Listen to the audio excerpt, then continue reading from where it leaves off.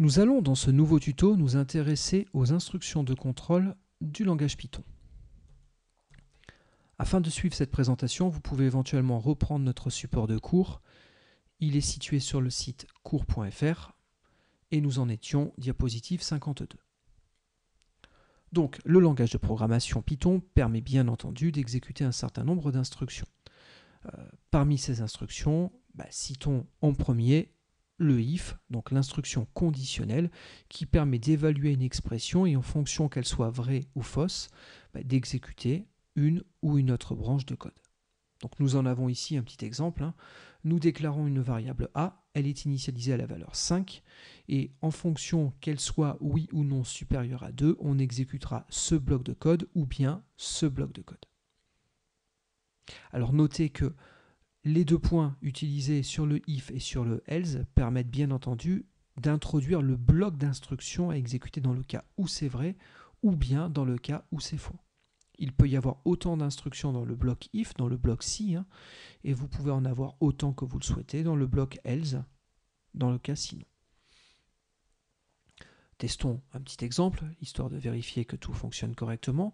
Donc j'ouvre ici un terminal, j'y lance un interpréteur interactif Python en version 3, et donc nous allons faire quelques petits exemples. Donc ce que je vous propose de faire, c'est d'utiliser un nouveau module de code qui est random. Nous en reparlerons éventuellement un petit peu plus tard, et nous importons dans ce module la fonction random. Très bien. Regardez, si je fais un random parenthèse, ça me calcule une valeur aléatoire. Cette valeur aléatoire sera comprise entre 0 et 1, mais attention, 1 non compris.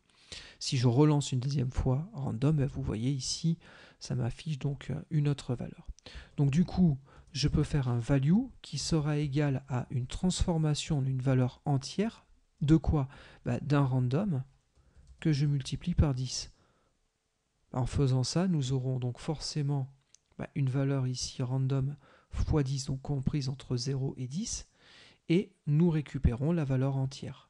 Donc normalement, nous serons de 0 à 9. Affichons le contenu de la variable value, 5. Je refais un random, et donc je récupère maintenant, pourquoi pas, la valeur 4.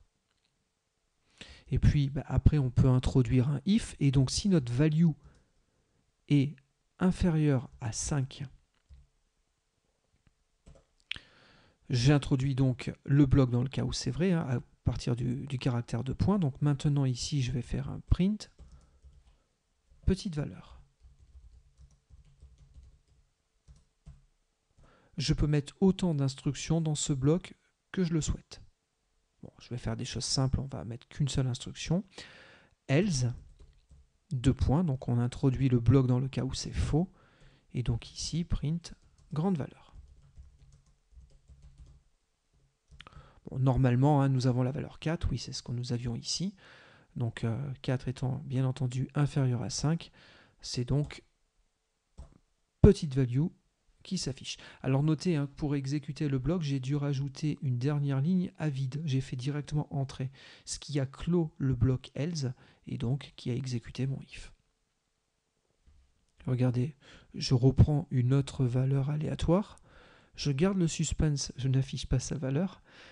Et regardez, en utilisant les flèches haut et bas, je peux rappeler les instructions précédentes. Donc if, else, print grande valeur, et là je fais entrer pour clore la branche else, et donc nous avons encore une fois une petite valeur. Quelle était cette valeur? C'était 1. Parfait. Alors notez, vous pourriez faire un if qui n'est pas de else, c'est-à-dire que vous ne souhaitez exécuter quelque chose que uniquement que si la condition est vraie. Donc dans ce cas-là, je fais un if, je mets mon contenu et je termine mon instruction if, c'est-à-dire que vraiment, il n'y a pas de else. Bon, ça s'exécute, et donc petite valeur m'est retournée. Notez aussi que dans certains cas, vous n'aurez qu'une seule instruction à exécuter. C'est mon cas ici. Je peux faire un if, Et je peux directement mettre dans ce cas-là, mais vraiment à la condition que je n'ai qu'une seule instruction à exécuter. Je peux mettre la chose à exécuter à la suite du if. Petite valeur. Notez, ça fonctionne. Parfait. Et donc, si vous passez sur la diapositive suivante, notez que nous avons aussi la possibilité de mettre un elif. Ça, c'est au cas où vous avez plusieurs valeurs à tester. Vous voyez ici, j'ai une variable. J'aurais pu imaginer qu'elle soit tirée aléatoirement. Et en fonction de A, si c'est 0, j'exécute cette branche. Else, si c'est égal à 1, j'exécute cette branche. Else, if, si c'est égal à 2, je fais cette branche. Dans tous les autres cas, j'exécute la dernière branche. Alors comprenez bien une chose, il est inenvisageable de débuter directement sur un else. Un else, c'est le cas négatif à un if, mais faut-il introduire la condition? Là, je n'ai pas écrit de condition, donc le else n'a pas de sens à ce niveau-là. C'est pareil si vous commencez directement sur un elif, et si vous tapez a égale 4, 2 points, vous voyez, il n'en veut pas. Il ne me laisse même pas saisir le contenu de ma branche elif. Je ne peux pas commencer par un elif. Je dois forcément commencer par un if. Parfait. Donc ça, c'est l'instruction conditionnelle qui me permet donc d'évaluer une condition et d'exécuter des choses en fonction des valeurs de cette condition. Très bien. L'instruction suivante que je voulais vous présenter, donc c'est notre première instruction de boucle. Alors en vérité, nous avons deux instructions de boucle. Il y a le for et il y a le while. Bon, commençons par le for. Donc le for, en vérité, nous l'avons déjà un petit peu vu. Je ne sais pas si vous avez visionné les précédents tutos, et notamment les tutos sur les listes ou les tutos sur le tuto sur les dictionnaires. Nous en avions un petit peu parlé. Bon, néanmoins, reprenons la chose. Nous avons ici un exemple qui me permet donc de définir une liste. Donc on est bien entre crochets, donc c'est une liste. C'est une liste de chaînes de caractères qui sont associées à des langages de programmation. Donc ici, Python, Perl et Bash. Et donc je suis capable de faire un for. Ici, vous déclarez une variable donc, qui va s'appeler language et qui va récupérer un à un les valeurs de cette collection, de la collection languages. Donc bien entendu, au premier tour, ça vaudra Python. Deuxième tour de boucle, ça prendra la valeur Perl. Et le troisième tour de boucle, la variable language prendra la valeur Bash. Qu'est-ce que je fais pour chaque tour de boucle? Pour chaque tour de boucle, je vais y mettre un certain nombre d'instructions. Ces instructions devront bien entendu être en retrait. C'est le cas ici de mon print. Et donc j'affiche le langage et puis pourquoi pas la taille de cette chaîne de caractères, donc du langage extrait. Donc Python, ça fait bien 6 caractères, Perl, ça en fait 4, Bash aussi. Parfait. Essayons nous aussi cette instruction au niveau de notre interpréteur interactif. Je refais à peu près la même chose. Au détail près que, histoire de varier un petit peu les plaisirs, au lieu de travailler sur un tableau, sur une liste, je vais travailler sur un tuple, donc sur un ensemble non modifiable. Bon, j'y mets un premier, j'y mets un premier langage, donc C, un deuxième langage, pourquoi pas C++, un troisième, allez, Java, et puis nous finirons la liste, bien entendu, par Python, je ne peux pas l'oublier. Très bien, donc nous avons notre tuple. Maintenant, je vais parcourir ce tuple, et donc je vais créer une variable que j'appellerai L. Elle contiendra une à une toutes les valeurs contenues dans notre collection languages. 2 points. À partir de là, qu'est-ce que je fais? Je fais un print de ma variable. Bon, notez, nous avons bien parcouru tous les éléments de la collection. Alors, tout comme je vous l'ai montré tout à l'heure sur le if, nous pouvons éventuellement mettre, si notre instruction est simple, le contenu directement à la suite du 2 points. Et donc, vous avez ici la boucle qui est parcourue. Très bien. L'instruction suivante donc reste une instruction de boucle, donc c'est le while. Alors, le for en général va traiter tous les éléments d'une collection. Le while, on l'utilisera plutôt quand on ne connaît pas à l'avance le nombre de tours de boucle que nous allons exécuter. Dans ce cas-là, il y aura une condition qui nous permettra de sortir. Tant que cette condition est vraie, la boucle exécutera les instructions du bloc. Si la condition est fausse, la boucle s'arrête. Allez, on va tester un petit exemple. Regardez, je vais créer une variable que je vais appeler CMD. Pour le moment, CMD, je vais le mettre à chaîne vide. Et puis là, je vais dire tant que quoi? Tant que CMD est différent de exit, 2 points. Donc là, nous commençons donc les instructions de notre boucle. Je me mets donc en retrait. Et donc ici, qu'est-ce que je vais faire? Je vais dire que CMD est égal à input.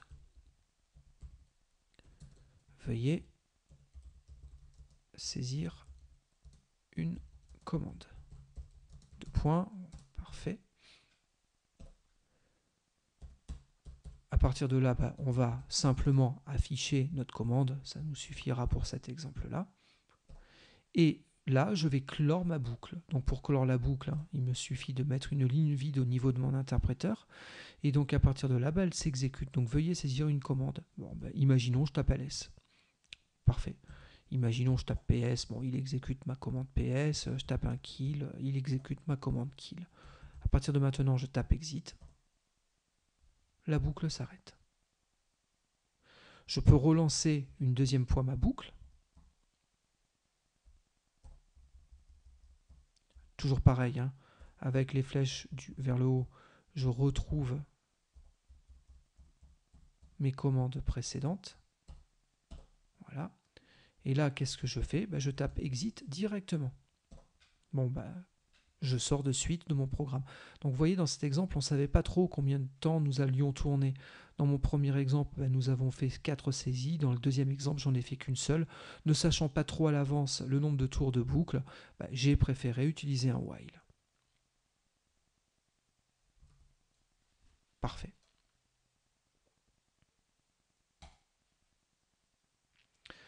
Ici, nous retrouvons un for. Mais cette fois-ci, je peux aussi travailler sur un range. Regardez, pour comprendre cette instruction, je vais faire 2 cas. Je vais créer une variable qui va s'appeler counter. Elle vaut 10. J'aurais pu utiliser un while. Je reste sur l'instruction précédente. Je peux faire tant que counter est différent de 0, 2 points, print counter, et counter égale counter moins 1. Pourquoi pas? On part de 10 et on décrémente jusqu'à arriver à 1. Mais j'aurais pu faire à peu près la même chose en utilisant un for. Je vais créer ma variable, elle s'appellera counter. Et je vais utiliser quelque chose qui va être très proche d'une liste, mais c'est un range. Je vais revenir sur cette notion de range un petit peu plus tard, quand on parlera des générateurs. Mais donc ici, je lui dis que je pars de 10, que je vais aller jusqu'à 0 avec un step de moins 1. 2 points. Et là, je fais un print de mon compteur. Du coup, je n'ai plus forcément besoin dans ce cas-là de décrémenter ma valeur parce que ma valeur, en vérité, va parcourir toutes les valeurs du range. Pour vous, c'est comme si c'était une liste qui contient les valeurs 10, 9, 8, 7, 6, 5, 4, 3, 2, 1. Et à 0, la chose s'arrête. Regardez, nous avons exactement le même résultat, mais c'est 2 approches différentes. Là, je gère ma boucle moi-même, et c'est moi qui décrémente mon compteur. Là, j'utilise un générateur pour pouvoir me donner toutes les valeurs comprises entre 10 et 0, et je vais traiter ces valeurs. Pourquoi pas, vous pouvez travailler de cette manière. C'est ce qui est proposé donc ici.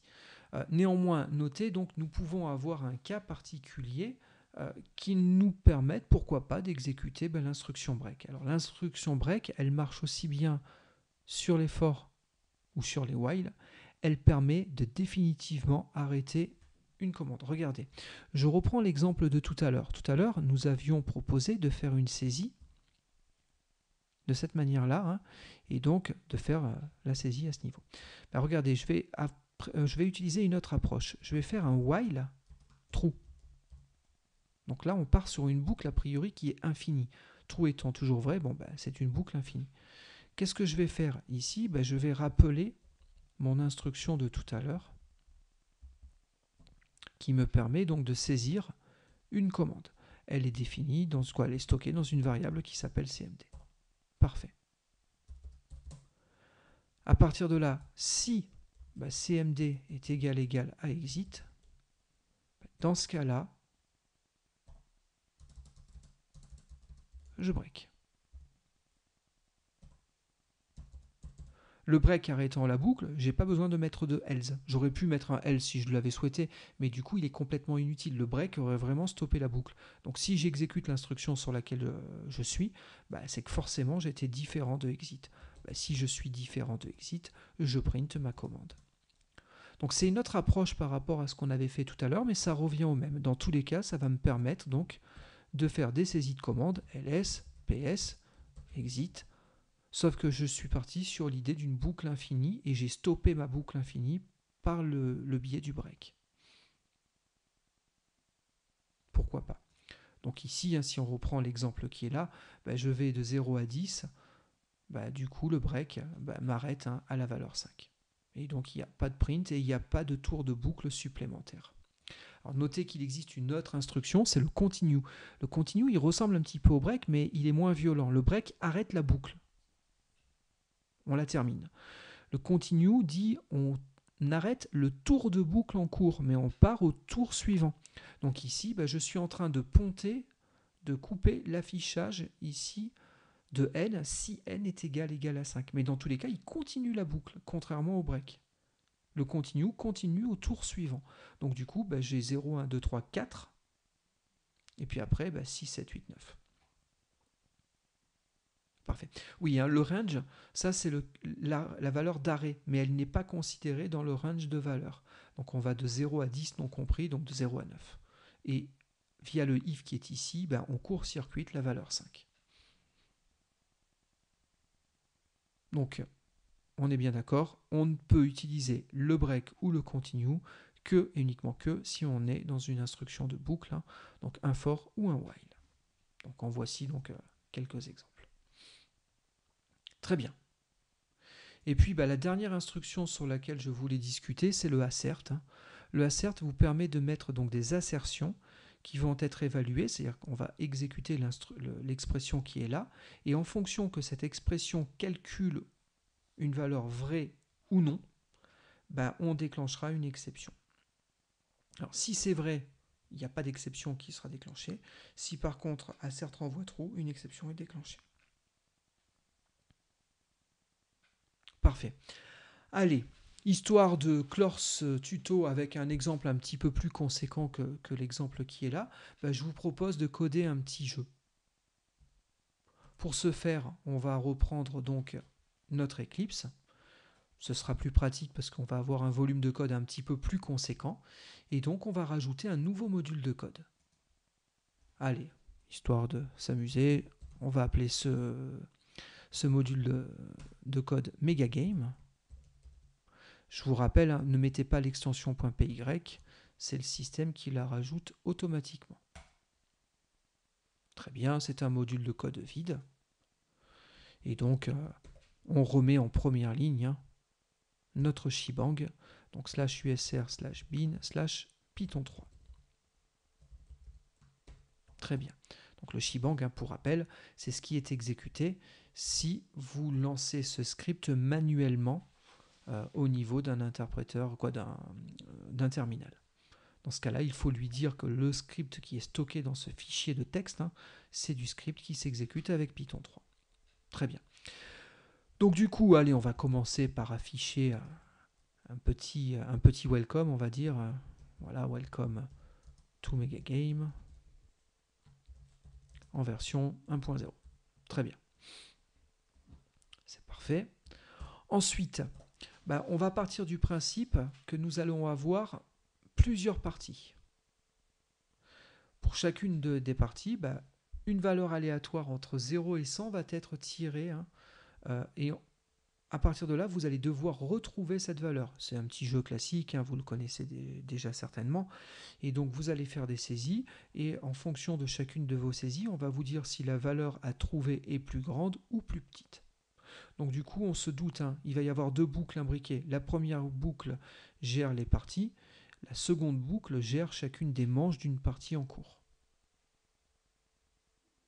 On peut donc imaginer commencer de cette manière-là. Pourquoi pas? Regardez, je reprends mon idée de faire des boucles infinies. Donc je commence while true. Donc pour une partie, ce qu'il faudra, c'est remettre un score à 0. Très bien. Il faudra aussi éventuellement avoir une valeur aléatoire sur laquelle travailler. Donc je vais prendre une variable que je vais appeler searched value, qui sera égale, alors oui, à en entier, hein, un random fois 100, mais comme on veut être en 0, entre 0 et 100, on rajoutera 1 au final de l'évaluation. Alors là, nous avons une petite erreur parce que il ne connaît pas cette fonction random. Il convient de lui rappeler que la fonction random vient du module random et que dans ce module de code, on importe la fonction random. Très bien. Normalement, votre erreur doit disparaître lorsque vous sauvegardez votre script. Très bien. Donc du coup, nous avons un score à 0, nous avons la valeur à rechercher. Alors, temporairement, pour nous aider à débugger notre programme, ce qu'on peut faire, c'est afficher la valeur à retrouver.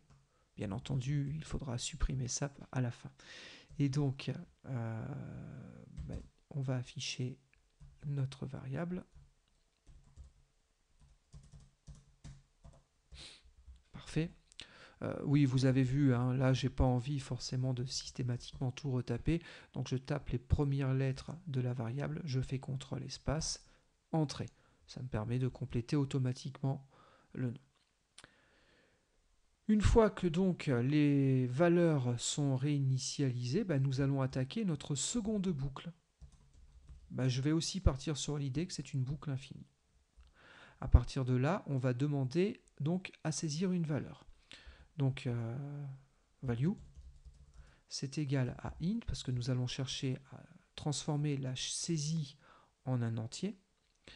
Et donc nous allons faire cela à partir du résultat de la fonction input sur laquelle on va dire veuillez saisir une valeur entière, allez, entre 0 et 100.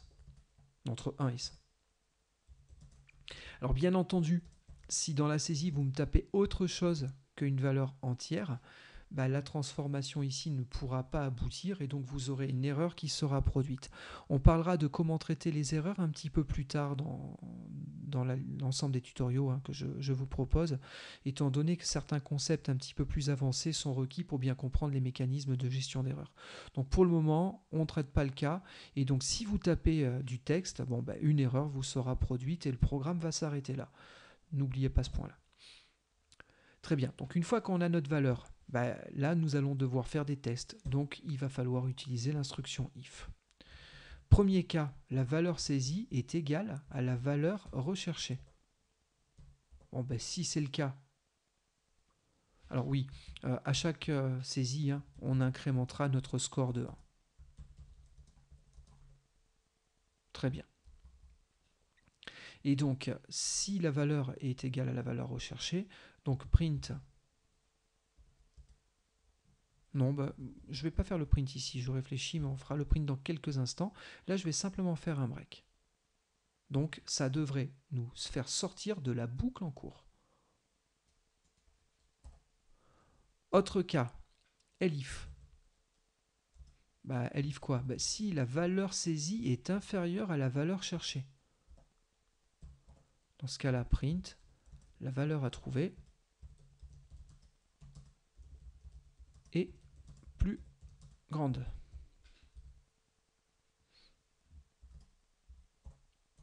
Else, de toute façon, on n'a pas 36 cas, c'est où on a tapé la valeur exacte, où on est inférieur ou supérieur. Donc le else, c'est forcément le cas où on a saisi quelque chose de plus grand. Donc la valeur à trouver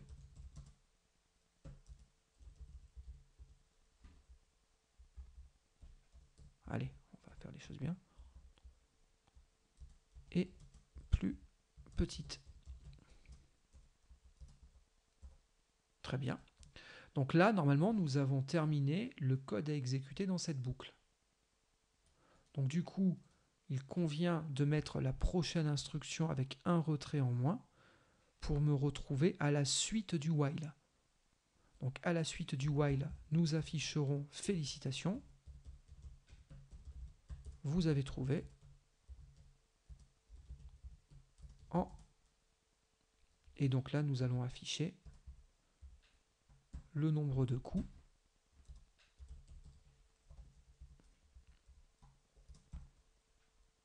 Et nous allons injecter via un opérateur %, le score dans cette chaîne de caractères. En général, vous l'avez certainement constaté, j'aime bien mettre des espaces pour aérer un petit peu le code. Notez que les espaces qui sont ici sont non significatifs. Vous pouvez les mettre ou ne pas les mettre, ça marchera tout aussi bien. Bon, une fois que nous avons donc affiché le message de succès, nous allons initialiser une nouvelle variable que nous appellerons retry, qui sera donc le résultat d'un input. Voulez-vous recommencer ?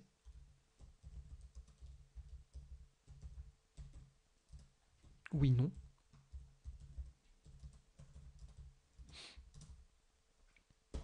Et donc, si retry est égal à non, nous sortons cette fois-ci de la boucle de premier niveau. Sinon, nous recommencerons une nouvelle partie. Et puis ici, regardez, je reviens en retrait 0, donc je suis vraiment à la suite du premier while. Et donc ici, nous afficherons bye bye. Si nous arrivons ici, c'est que le jeu se termine, et donc nous allons sortir du script en cours. Allez, testons si ces quelques lignes de code sont correctes. Donc nous lançons ça dans notre interpréteur. Et donc, la valeur à trouver est a priori de 75. Allez, on va faire un premier essai. Donc, veuillez saisir une valeur entre 0 et 100. Je tape 50. Donc, la valeur à trouver est plus grande. Normal. Je vais taper 76. La valeur à trouver est plus petite. Je tape 75. Félicitations, vous avez trouvé en 3 coups. Voulez-vous recommencer, oui ou non? Donc, le jeu me passionne. Je refais une nouvelle partie. Valeur à trouver 71. Donc, veuillez saisir une nouvelle valeur. On va taper, allez, 71. Et impeccable, j'ai trouvé en un coup. Est-ce que je veux recommencer? Non. Et donc, mon programme se suspend. Donc, voilà qui nous a permis d'appréhender un petit peu ces instructions. Donc, pour rappel, nous avons vu l'instruction if. Donc, c'est l'instruction conditionnelle. Elle permet d'évaluer une expression et en fonction du résultat de cette expression, exécuter certaines branches de code. Avec l'instruction if, vous pourrez utiliser donc 3 mots-clés. Le mot-clé if, bien entendu, le elif et le else. Ensuite, nous avons vu l'instruction for qui permet donc de parcourir une collection et de traiter chacune des valeurs de la collection. Nous avons aussi vu donc le while qui permet de faire des boucles sur des conditions en fonction de vos besoins. Et donc dans les deux cas, que ce soit le for ou le while, nous avons deux instructions complémentaires qui nous permettent soit d'arrêter le tour en cours, soit d'arrêter la boucle complète. Donc ce sont l'instruction continue et l'instruction break. Parfait. Donc voilà qui clôt ce petit tuto. Et donc sur le prochain tutoriel, nous parlerons de la définition de fonctions en Python. Alors nous en avons déjà vu quelques-unes dans les tutos précédents, mais nous allons revenir ici sur tous les détails de syntaxe à bien connaître pour pouvoir donc coder nos différentes fonctions. Et puis vous verrez que dans les fonctions que nous allons définir dans ce prochain tuto, nous réutiliserons certaines des instructions que nous avons pu voir aujourd'hui. Voilà. Bon, merci de votre attention et à bientôt.